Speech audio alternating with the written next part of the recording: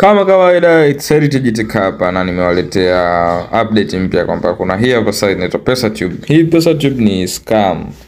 Watu ngomba unapata pesa kwa kuangalia video. Hii ni kama ilbill. Unaona? Kwanza hapa tu kitu cha kwanza hapa uongo.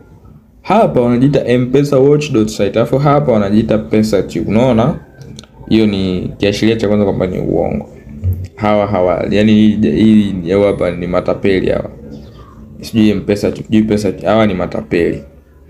Sasa ukishuka unaambia pata shilingi 50 kila siku ni TubePesa. Wanajiita TubePesa. Unaona yale unazidi kuachambua mdogo. Hapa wanajiita TubePesa, hapa PesaTube, hapa mpesawatch. Sasa tuwaelewe, unawaelewaje? Mtu ambaye haelewi anajiita nani?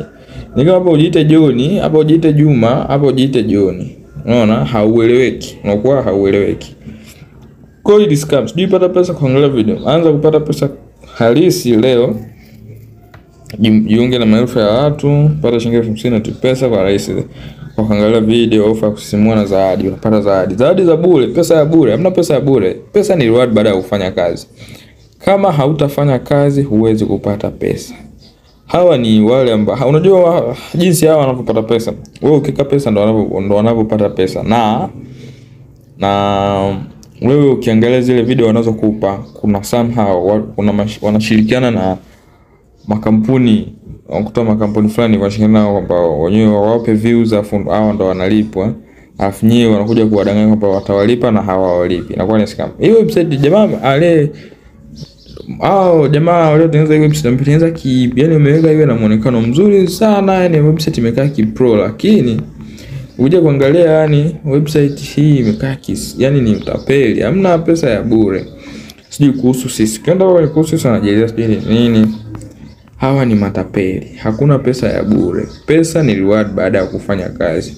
Mfano YouTube huku wanalipa pesa. Una post content mpaka ufikisha vigezo masaa 4,000, ufikisha subscribers 1,000 ndio unaanza kulipa.